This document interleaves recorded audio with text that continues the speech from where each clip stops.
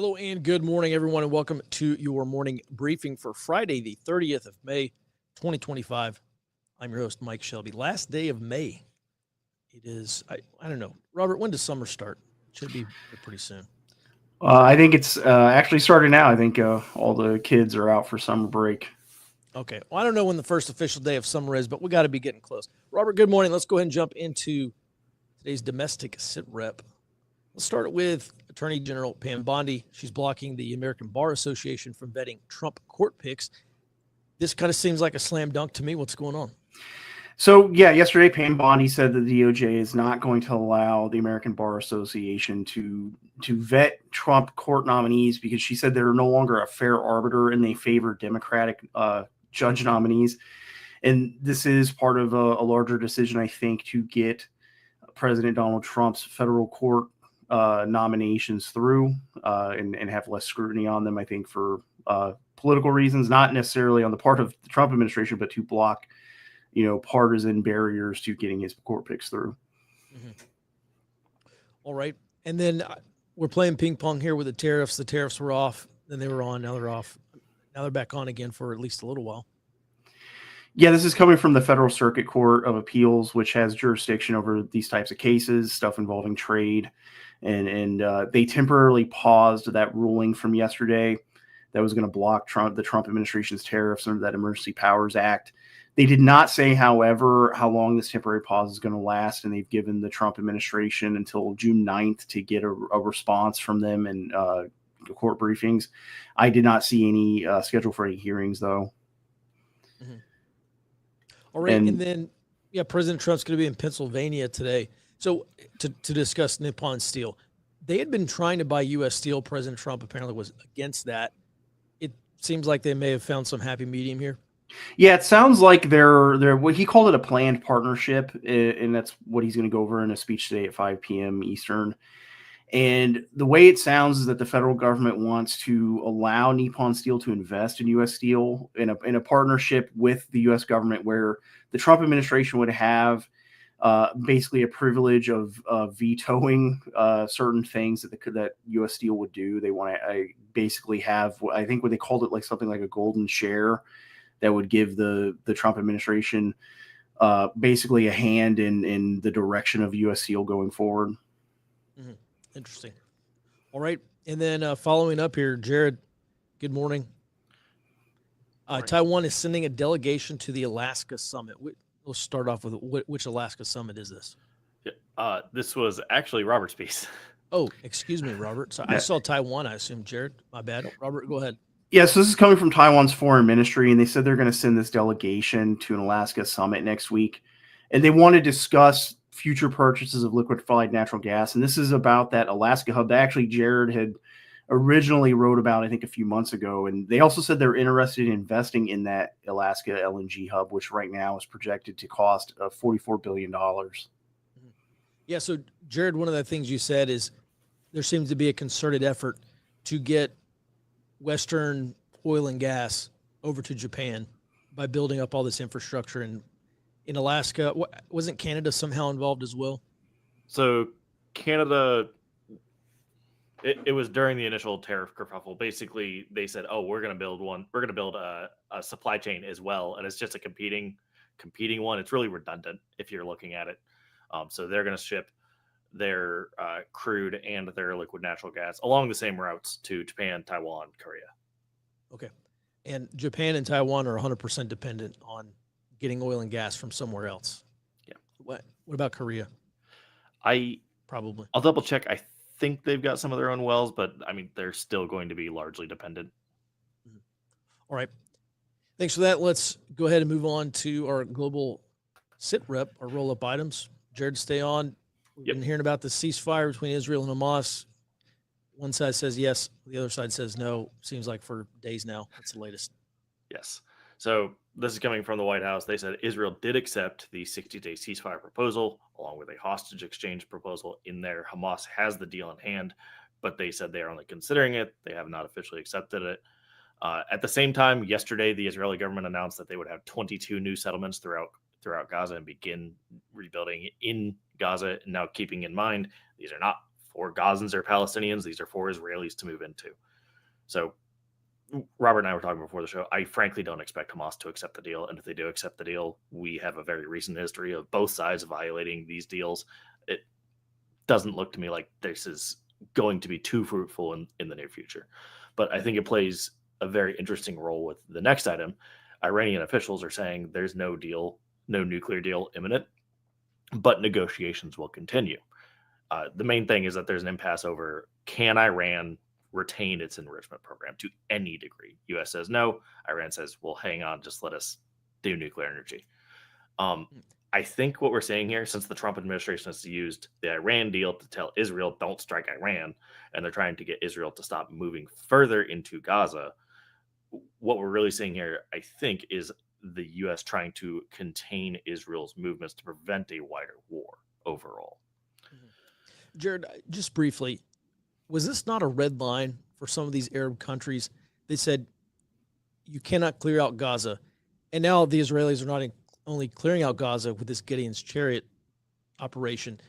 They're now they want to have Israeli settlements in Gaza. I mean, you literally have a new settlement being planned in Nablus and Ramallah, which are, it's inconceivable to me that this would be allowed with no pushback apparently so far. I don't know. What's your take on that? This is fairly surprising. Like in October of 23, Egypt said, if you do exactly what Israel's doing right now, we will be militarily involved, and yet nothing. So a stated red line apparently doesn't mean a whole lot from Egypt. Nobody else had a stated red line. They didn't promise military action. They just said, don't do that. That said, like, I am still watching. I'm seeing if if Egypt is attempting to be involved, because you do have the Rafah crossing down south. That's where all of these people are going to be pushed into. That said, I haven't seen any movement on this. I will keep an eye out for a wider war, but I think the Trump administration is actually going to coordinate with all of these people to make sure that does not happen, because that would detract from the Pacific theater. Sure, of course. All right. Thanks for that. Speaking of some movement, India, Pakistan remains on shaky ground. Ceasefire, is it holding up? It's holding up as far as it can. The Indian Ministry of External Affairs said that in order for peace talks to go forward, which, keeping in mind this is a ceasefire to achieve peace talks, Pakistan has to vacate its section of Kashmir. That's going to be a no-go for Pakistan, so that's an indicator that this may end up going hot again. At the same time, the Indian Defense Minister on board the INS Vikrant, the Indian aircraft carrier, said publicly, Operation Sindoor is not over. That was the operation name that they used for actually attacking Pakistan. He said, it's not over yet. It's only paused. We will resume if Pakistan attacks us again. So got it. Everybody should be on their toes waiting for a resumption of that war. So could this continuation of the Operation Sindoor, could it be unconventional? I mean, like counterterrorism strikes inside Pakistan? I don't think so. There was, specifically coming from that carrier speech, it seemed a lot more like they were going to shut everything down using the Indian Navy, which the Indian Navy stayed very quiet during those couple of days. All right, interesting. And then let's move on and finish up here in South Korea. Russia's providing North Korea with modern weapons, according to the South. Yes. This is in response to North Korea providing material support for Russia. So Russia's given them modern air defense systems, that's missiles and artillery, and the radars associated to them. They have given them electronic warfare systems, which North Korea's EW systems were ancient and not really worth even mentioning previously.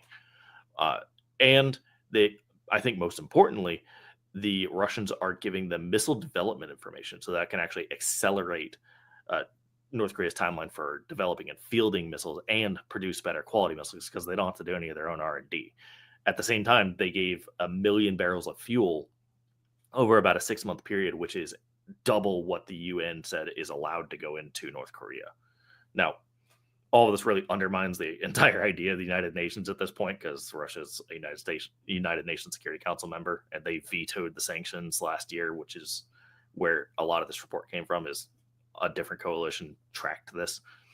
Now, I think this may also point toward. There's been a lot of questions of, hey, if China moves on Taiwan, what happens with the Koreas? I think this may actually point toward that. North Korea, at the time, as of now, can't really fight South Korea and hope to exist afterward. Not to say that either side will win, just North Korea will definitely be on the losing side. They may end up playing arms dealer instead of armed combatant in that war, because they were able to send, tons of artillery and munitions over to Russia. They could easily do the same thing with their much larger border to China. Okay. All right. Thanks for that, Jared. And let's go ahead and move on. Let's talk about some anarchists today. So there was this zine that was published a few days ago. Zine is short for magazine. It's just a little pamphlet. It's just they call a report back. If you're a prior service, you know this as an AAR, or after action review. And so in late April, some anti-deportation activists affiliated with PSL, which is the Party for Socialism and Liberation in Providence, Rhode Island, surrounded a hospital, and they were demonstrating against the arrest of an illegal immigrant who was inside the hospital being detained by ICE. And one of these anarchists involved, the far left, and I'm not talking about your Edward Abbey smoking weed and not paying your taxes anarchists. I'm talking about far left revolutionary here. One of those involved published an after action review to describe what went wrong. It is worth the read. I have the link also in this morning's report, so members, you want to check it out.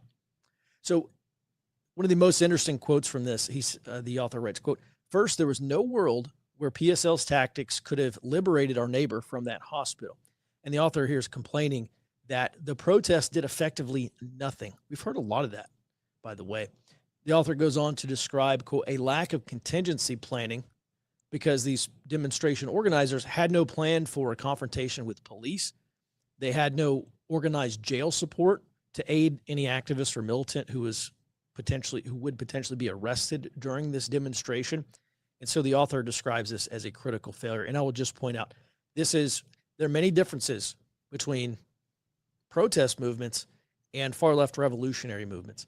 And all of these Antifa folks, they talk about the importance of follow-up support, specifically jail support, having a bail fund, being able to bail these militants out of jail, or if they are stuck in jail, having some kind of jail solidarity and show of support for these people. This is not something, by and large, we see from more mainstream protest groups. PSL is not a mainstream organization, but they are effectively engaging in mainstream protest behavior.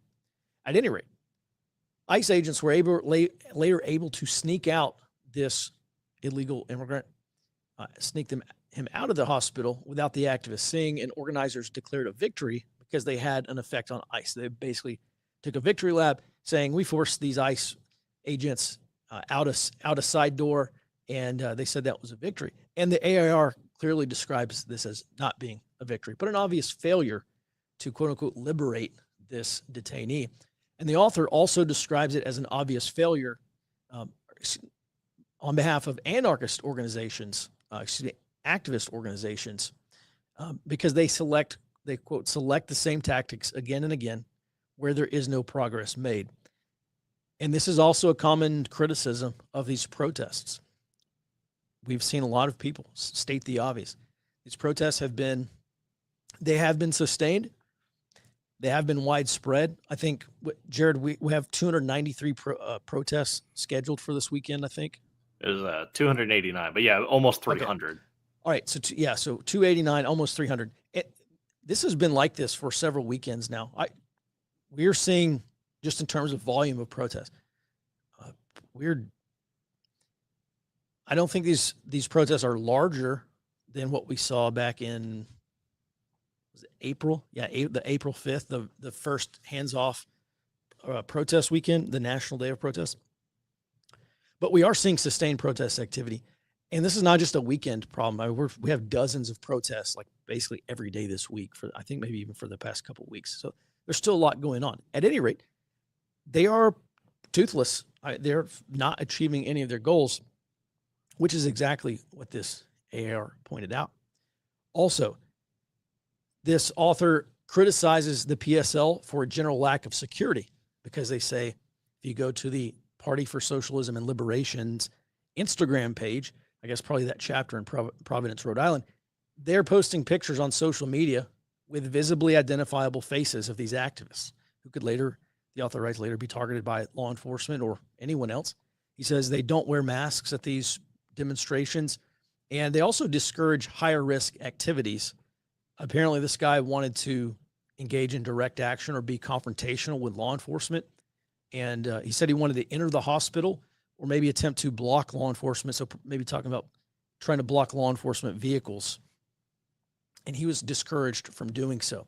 So we continue to see large disagreements from the more mainstream protest movement and the revolutionary left movement, like the Antifa types. Not only disagreements, but what's called peace policing. And this is where a lot of these protests have what are called marshals, and they're basically like overseers or protest managers. And one of the things they do is suppress violent and disruptive behavior because they want to keep these protests mostly peaceful. And so this most often has led to ineffective responses. You know, in 2020, one of the things we saw that made the Summer of Love so effective is you had this 1-2 punch of a broader protest movement backed by direct action elements like Antifa. Okay, that was kind of the 1-2 punch. You had this large protest, and these Antifa militants essentially had freedom of movement to go throw bricks or throw fireworks or incendiary devices at law enforcement, bash windows, start fires, et cetera, et cetera. We're not seeing that develop yet. Until we see that 1-2 punch develop, we're not going to have a Summer of Love. These two groups are not on the same page. They're on the same page in 2020 by and large, not always, but they're at least in the same chapter. They're not even in the same book right now. For their part, if you're PSL, if you are a protest organizer, you want to avoid confrontation, and this is what they believe, because they believe violent or disruptive behavior is counterproductive. They want to build they want mass appeal. They want to build a mass protest organization. They say if we start getting violent, people will stop showing up. I think that's a fair assessment. And then you have these far left militants, and they generally do want escalation, but right now they lack the numbers and they lack the support. And jail support is one of these things that I've consistently talked about. They lack the support needed for what they want to do. And so the result here is tactical paralysis, where you have these protest groups that are active but ineffective. I mean, most of these protests are absolutely toothless. And then you have these militant groups like Antifa that remain isolated and under-resourced because they don't have the support. This is just it's not just a money problem. It's a manpower problem. It is a higher risk problem because these folks are being arrested and charged in many cases. Even in places like Portland and Seattle, they've been charged in the past, which they were not predominantly not being charged in 2020. And so I'm seeing this nationwide. When we start seeing this change, when we start seeing these protest movements get on the same page with the direct action elements, with the Antifa, with the revolutionary left, then we'll start to have large scale problems. We're not there yet. I'm not sure that we're going to get there. We might get there this summer. I do expect increased direct action as this protest movement moves from symbolic resistance, which are these toothless protests, to selective resistance, which is going to be more civil disobedience type of stuff. I think we're slowly getting there. They're trying to push into that phase right now. But I'm just not seeing any reason to believe, unless there is some crazy trigger event, some black swan, I just do not see this Summer of Love 2.0 developing. I know there's a lot of talk about it. I know a lot of people have made a lot of predictions saying, oh, summer 2020. Well, they're talking about 2024. Oh, 2024 is going to be nuts. And then it wasn't.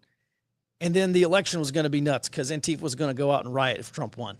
And then it's pretty quiet. And then the inauguration was going to be nuts with Antifa riots. And they didn't materialize. And now, the summer 2025, we're going to have mass riots, Summer of Love 2.0. I highly doubt that just right now, based on what I'm seeing. It could change, but on the current trajectory, it's going to be predominantly an activist summer, not a militant riot summer, at any rate. Let's go ahead and move on to the next item here. And that is a surprising ruling from the Supreme Court here. Robert, if you're the Trump administration, you have to like this. What's going on? So yesterday, the Supreme Court ruled that courts have to defer to federal agencies on the scope of environmental impact surveys. And this is in a case where a railway project that is entirely within the state of Utah was basically, their project was blocked by the DC Circuit Court because they said they did not consider the upstream and downstream environmental impact on communities on the Gulf Coast.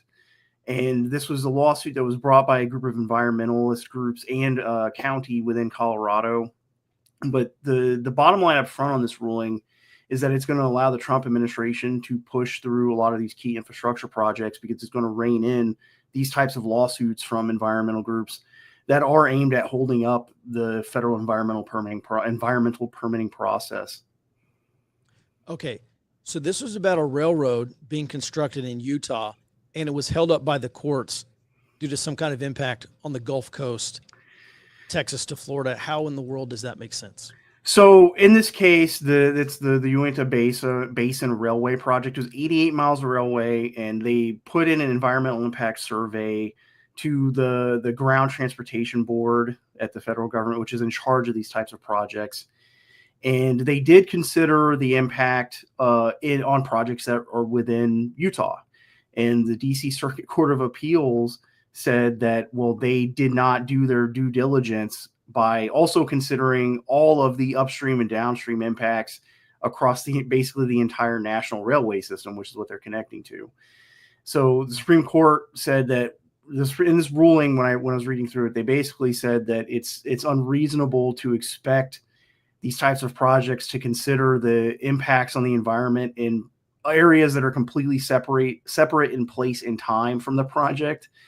And I think this is so there was that Loper Bright Enterprises decision last year that we covered that effectively ended Chevron deference, but they did leave open exceptions for things like this, where basically the courts are not just not deferring to the federal agency, but in this case, basically hamstringing projects that are in one state based on projected impacts at multiple states away. And this was, I think, part of a tactic used by a lot of environmental groups to basically block development of infrastructure projects indefinitely, because they would then have to go back. This project was already approved. The court said that it was no longer approved, and they'd have to go back and spend more, like multiple years, doing this environmental impact survey to include all of these other states, including ones in the Gulf Coast. Mm-hmm. Pretty amazing. All right, so this Supreme Court decision effectively prevents that from happening now. Yeah, to me, that's what this seems like. And it was an 8-0 decision. I forget which justice recused themselves, but it was a unanimous decision. So they're basically telling the environmental groups to knock, and the courts, some of the courts which are friendly to these groups, to knock off this behavior that is basically holding up in infrastructure projects effectively indefinitely. Mm-hmm. You know, so much of this is deleterious to our national security and economic security. You really have to wonder, we know Russia has supported a lot of these environmental groups throughout Europe, and you really have to wonder at what point China may be giving support to some of these groups. I'm not saying they are or aren't, but if you were China and you wanted to conduct gray zone warfare against the United States, certainly using these environmental quote unquote justice movements and a friendly court system to harangue U.S. economic and infrastructure development. I mean, it just seems so obvious. All right. Thanks for that, Robert. Let's go ahead and move on here to the next item. And this is somewhat interesting. I've seen a lot of criticism from Democrats saying that Trump is not giving FEMA money to North Carolina, which sounds pretty bad considering what happened in North Carolina. But it's not just North Carolina. Apparently, there's FEMA money being restricted to a bunch of states. What's going on? So the Federal Emergency Management Agency, they are receiving requests for what's called Hazard Mitigation Grant Program funding. And FEMA and the Trump administration has been approving disaster recovery funds, which are different, which is the normal federal spending that's sent down to the states for natural disaster recovery. This is a separate program that gives states money to basically rebuild infrastructure that is supposed to be more resilient to future natural disasters. And they've denied requests for this funding to Arkansas, Iowa, Kansas, Kentucky, Mississippi, Missouri, Nebraska, Oklahoma, Texas, and Virginia, while approving the regular disaster recovery funds. Now, the idea of delaying or denying these hazard mitigation funds was actually a recommendation from FEMA that came out in a leaked memo to the Trump administration. They also recommended increasing what's called the per capita indicator, which is basically the dollar amount that states had the cost of a natural disaster have to hit before the federal government will approve those regular disaster recovery funds.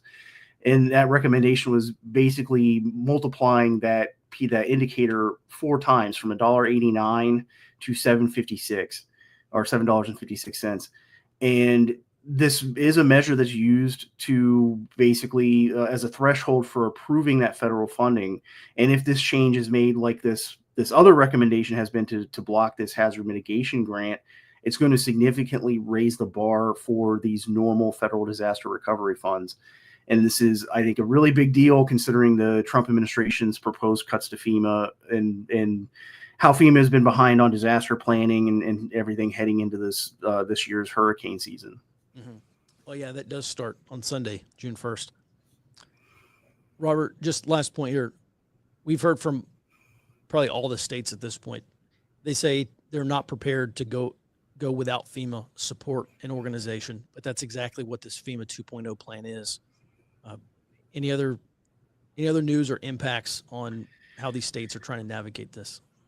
I haven't seen how the states are going to address this. Basically, they are just continuing to petition for this money. They're waiting on, some of these states are still waiting to be approved or disapproved for the hazard mitigation funds, but they're all, I think, panicking over this per capita indicator increase or what they expect the Trump administration is considering doing. And as we've seen in a couple of other states that have lost access or expecting to lose access to federal money for the programs, they're probably going to start basically taking a look at their budget and cutting back in certain areas just to be able to meet basic needs like this disaster recovery if it's basically put on the shoulders of the state at a much higher level than it has been in the past. Mm-hmm. So what I'm seeing from the Trump administration, they're not saying this obviously, but it's just logical. There will be some near-term disruption here potentially. But long-term, it does look like the Trump administration is trying to force some of these states to trim up their own budgets. And they say, if you have enough money, you have enough state revenue to cover some of these disasters or to cover your share of the disasters, but you've got to take it from these wacky social programs first. I mean, I think that's effectively maybe the bottom line. I could be wrong. No, I think that's correct. I think that's that. Yeah, obviously not being able to be inside of the White House when they're discussing this. I do think that seems to be where they're going, is that the states are spending a lot of money on things like in Illinois and California, for example, Medicaid, basically subsidized Medicaid coverage for illegal immigrants. That was one of the major programs that those two states have cut back or are supposed to be cutting back in the coming weeks. And I think that is one of the areas where the Trump administration is probably looking at how the state is spending money and saying this is not something you should be spending money on. You should be spending money on disaster recovery. And I think there was also in California, they've already started cutting back on some programs, some bills and programs like this AI. What's the word I'm looking for? Basically, the AI guardrail program that they were supposed to be implementing at the state level. They're already talking about pulling that back because they're now having to make up for a huge amount of funding they're not getting from the federal government. And to me, I think that is probably an indirect effect, an intended indirect effect of basically forcing the states to spend more money absent these FEMA funds. Mm-hmm. All right. Makes sense to me. Thanks for that, Robert. Let's move on. Over to Taiwan. Yeah. Jared, it really is you this time. All right, Really so is. Taiwan says they're confident that the United States is going to deter China under Trump. Very bold statement from them. Bold claim, Cotton. All right, Yeah. please continue. For what it's worth, I do agree with them. So this is coming from the Taiwanese Ministry of Defense and the presidential office. The MND there, they said yesterday that yes, they're confident in it, and they're citing specifically Trump in his first term providing much more material support to their military than the Biden administration, which it was 18 billion from Trump and then 8 billion from Biden. They're expecting an increase over Trump 45 in this administration. So far more than the 18 billion that was provided from 16 to 20. Sorry, 17 to 21. And they say that the White House is currently pressuring the KMT, the opposition party there, to raise Taiwan's defense spending. Taiwan's pretty locked in. It actually is a very hard thing for them to do because they have to run a budget surplus by law. But the White House is stepping in to say, no, this is a matter of your survival. You have to do this. At the same time, the Taiwanese presidential office heard this claim and emphasized that they are working with partners like the U.S. to ensure that Taiwan has the means to defend itself. So that means really they're looking at probably Japan. The whole coalition, particularly Japan. Yeah. Mm. I think the Philippines as well, not for production, but just for coordination. Now, what this means for us, an increase in material support going from 18 billion up basically means you have to increase production, which means you have to have stateside manufacturing jobs because by law, all weapons for the United States have to be made in the United States. Now, the actual support for Taiwan is mandated by a Taiwanese Relations Act from 1979, so that should help the Trump administration mitigate any kind of injunctions on long-term funding for these projects. So we should actually be seeing a lot more manufacturing moving back, here as soon as possible. Mm-hmm. And then on a much broader note, the strong relationship between the Keystone Nation, Taiwan, and of the anti-China coalition and the security guarantor, the U.S., I think that's going to influence trade deals because they can see now, hey, for the next 4 years, this is a strong anti-China coalition. There's no like Japan's leading the front or leading the way. It's led by the U.S. We can count on a guarantee, or we can count on the U.S. to be there. Awesome. That would significantly shift their amenability to a trade deal in our favor. Mm-hmm. All right. Just on the topic of reindustrializing the United States, I've heard Elon Musk and others say, and actually Robert's been talking about this for a couple of years. Robert's been warning, if Kamala Harris had been elected and continued on with the Clean Power Plan 2.0, which she absolutely would have, we would be having an energy crisis this summer. Luckily, the Trump administration has been blocking some of these retired power plants from actually closing down.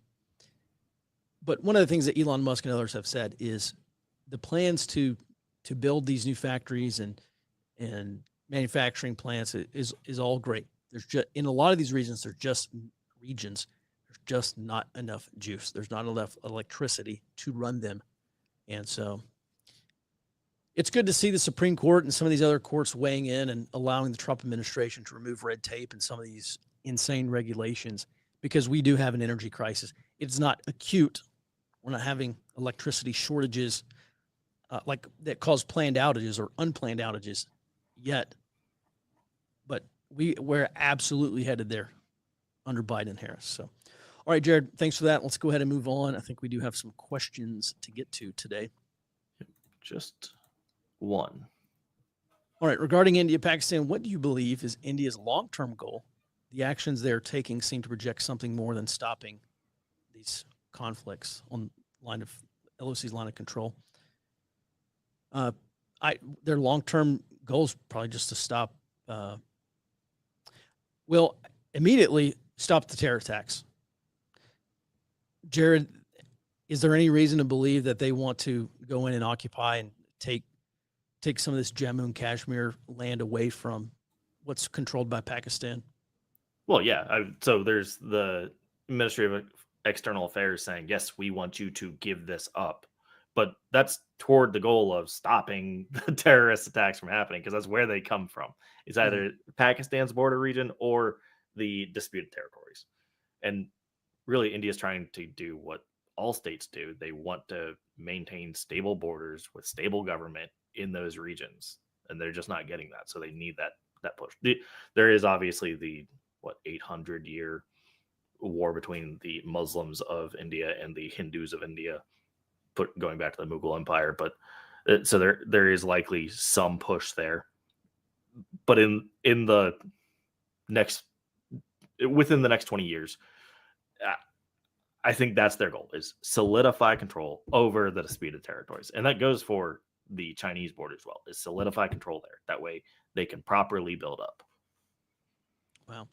So we've got Israel taking Gaza. We've got India eventually maybe taking Pakistan-controlled areas. Maybe Chinese-controlled areas. I don't know. All right. Thanks for that, Jared. And good question. And by the way, Bad Wabbit said something that was pretty good earlier, which was, in California, we don't do forestry management because it's more economically viable to let it burn and then turn around and get federal funds. I think this is exactly what the Trump administration is trying to stop. Since it's Friday, we'll go ahead and if you have any questions, go ahead and put them in the chat. Ben says Gordon Chang had an X post this morning stating that the deepening trade deficit is an existential threat to the United States. Yeah, it goes back to the twin deficit problem in the Triffin dilemma, which is if you're a country that has a world reserve currency, which we do, you have to send your currency. You have to send more currency out of your country than you're taking in, because you have to give these other countries dollars so that they can operate on the dollar system. Otherwise, you do not have a dollar system, at least not globally. And so we have to run these. We at least have to run a trade deficit, because if we are buying, if we're selling more than we're buying, we're taking in more dollars than we're sending out. We cannot be doing that and continue to have the dollar system function as we've known it. I think the bigger problem than a trade deficit is the other half of this twin deficit, which is spending budget deficits. All right. Last question here. Will last night's talk be in the app? I missed it. Yeah. I got it downloaded, and I will. Yeah, I can post it. I can post it over on early warning. All right. Is there a level of trade deficit that is optimal? Ben, that is a question for a 40-pound brain economist. That is not me. I don't know what an optimal trade deficit is, but this goes back to Robert Triffin, who is an economist, and he wrote about this back in the 50s and 60s. He actually testified before Congress in 1960, telling them the dollar system is eventually going to end. It's exactly what my whole conversation with Michael Every was about earlier this month. And it is going to end eventually, because it has to end. The United States, one of the best points that Michael Every made is the United States has decided to specialize in financial services. Yeah, we have oil and gas. Yeah, there's some production here. But primarily, we make money off of money.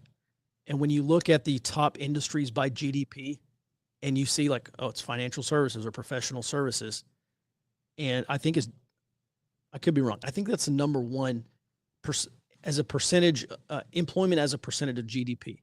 I'm pretty sure that's number one. Like healthcare is up there as well. But we make a lot of less productive. We make more less productive things than we make productive things. And that's Michael Every's point. We have specialized in financial services, while China has specialized in production. And so you have a question of, well, why is China outproducing us? Because we have exported all of our production overseas, because that is the only way that you can run a dollar system, because you've got to send more dollars out than you're taking in. That means you cannot produce and sell things at a level that you are buying things. You have to be a net buyer, not a net seller. Otherwise, the dollar system loses liquidity and collapses. By the way, the Triffin dilemma ends in a currency collapse. So if the Trump administration is unsuccessful, and maybe it's not just the Trump administration, but it's probably the next 2 or 3 administrations, if they don't solve the Triffin dilemma, the Triffin dilemma is going to be solved one way or the other. Will it be an orderly solution or a disorderly solution? We don't know yet.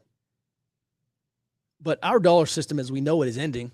We will have a new dollar system. It will look much different than it does today. Like Michael Every said, it will not be global. It can't be global, because we cannot continue. And just to paraphrase Michael Every, the United States cannot continue to export our production overseas because now we're in a position where we cannot produce the things we need, like munitions and aircraft carriers and data centers in the quantity required to defend against an adversary like China. So on a long enough timeline, the United States will either suffer a currency collapse or the dollar system will be revised. You are living through that right now. I gave a talk last night, and for 30 minutes I explained not only why this is an inevitability, but I had 5 key takeaways, 5 implications, and maybe we'll save that for another time. But everyone, thanks so much. Oh, yeah, by the way, Jared, I'll just get your take on this. All right, so China cheers Britain's surrender of U.S. base to islands Mauritius. So this is Diego Garcia? Yep. They're talking about. All right, so Diego Garcia is a base that's in the Indian Ocean, and we put strategic bombers over there. It's a really critical hub, is it not, for naval and air power? Yeah. And so what's the effective result here of Britain giving this island away? I have not seen anything solid come out of it yet, but I saw in the lead up to this that the U.S. was already working with Mauritius to say, hey, we want just give us control over this base. We will lease it from you. So I expect that's going to happen going forward. Is China cheering it? Yeah, sure. But of course they're going to cheer like the hub of observing the entire Indian Ocean. And it sits right in a major sea lane, so you can intercept ships there. Mm-hmm. All right. Is there a specific reason why Britain did this? The governmental version of ESG. Basically, hey, we hate the fact that we had an empire, so we're giving it up. I wish I was being facetious about that. I'm not. They're giving it up because it was part of the empire. Okay. And then if you're Mauritius, what do you do from here? Look for a security partner. So that's going to be India, China, or the United States. But it could not be the United States. It could. The last Indian Ocean island set, not the Andamans. Who was it? There was an island set that had a security agreement with India. They flipped to China and they flipped immediately back to India because they got some bad deals. That we actually covered it a little bit last Sri year. Lanka? No, it wasn't Sri Lanka. It was another set. I'm drawing a blank on it. Okay. But very similar circumstances. I expect that if Mauritius were to go to China and say, hey, I want to be a security partner, they would realize, oh, wait, I have to have a whole bunch of basically Chinese owned ports here, support their military. They're not going to make any jobs. Wait, I don't want this.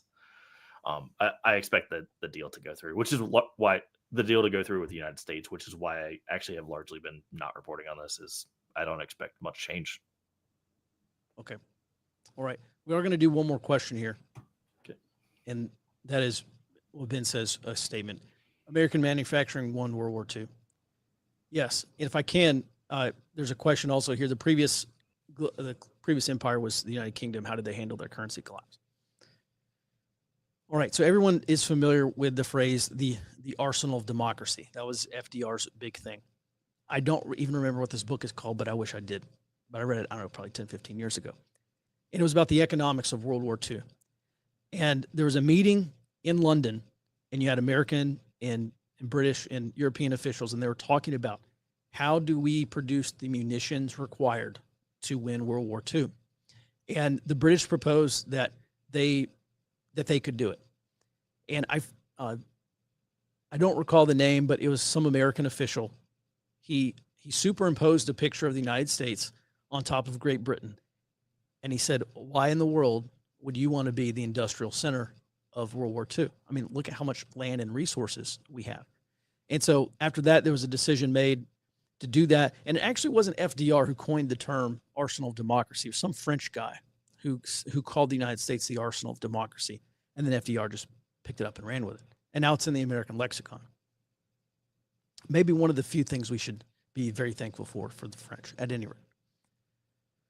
Yes, the previous empire was the United Kingdom. And you look at what happened to the British pound, and if I recall correctly, over the 30 years following the end of World War II, so 1945 into the 50s and 60s and beyond, Britain lost, like, I don't know, 80% of their colonies or something like that. Yeah, their empire collapsed. And the British pound, I believe, lost 50% of its value over 30 years. But Great Britain's not so great anymore, but they still exist as a country. And the pound is still around. They're still using it. So I think a lot of the talk about the dollar going to zero, I think is probably wrong and misplaced. I mean, it could, yeah, sure. Fiat is eventually going to go to zero. Probably not maybe not within my lifetime. But a 50% devaluation over the course of years to decades, yeah, absolutely. I think we could repeat that. So that's in terms of how they handled their currency collapse. By 1956, by the Suez Crisis, the pound was, of course, 1945 in Bretton Woods cemented the dollar as the global reserve currency. But by 1956, the British had to take a bailout. I think maybe even at least one bailout from the IMF due to their currency crisis. The United States is probably not in that position because we do have so many assets. They talk about our debt to asset ratio being low.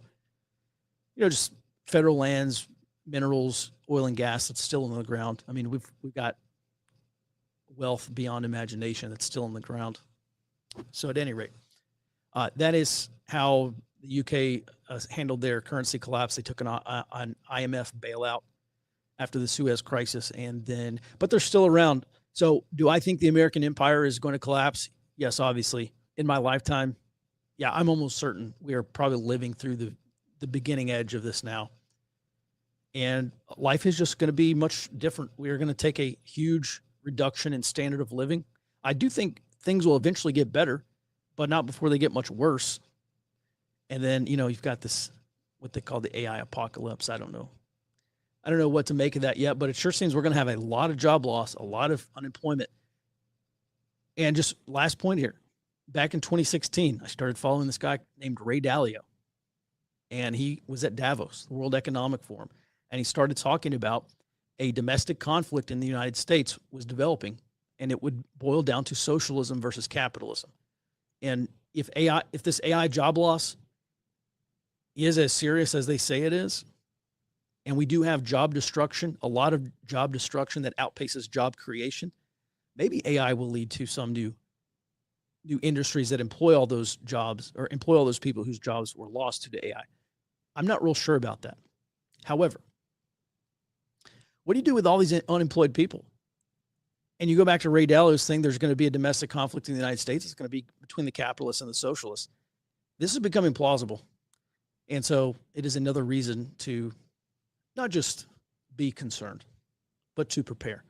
A few ways we can prepare. Number one, do your area study. Look at these political groups in your area. If you've got PSL, the Party for Socialism Liberation, if you have Democratic Socialists of America, if you have some of these far left policies in your backyard, take note. Start a semi-anonymous email address and go sign up for their email newsletters and just look at the stuff that they're saying. And start a new Instagram and Twitter account and follow them on Twitter and Instagram and Facebook or wherever else they may be, Blue Sky, Mastodon, wherever they are, especially all these alternative social media platforms, and just monitor the things that they're saying. That's the kind of situational awareness. See, everyone wants to focus on what Beijing is doing, or if we're going to go to war with Taiwan, or if North Koreans are going to launch an EMP from space and nuke us back into the Stone Age. Okay, that's, those are strategic threats, sure. But the area in which you are going to feel direct impacts, where you're going to be directly affected, is on your local or the tactical level. And that's out your front door, down your driveway, in and around your neighborhood, across your broader community. If you don't understand the threats and hazards, the local risks in your immediate area, it doesn't matter how well you understand a Taiwan conflict or how well you understand a Korean conflict or how well you understand Russia, Ukraine.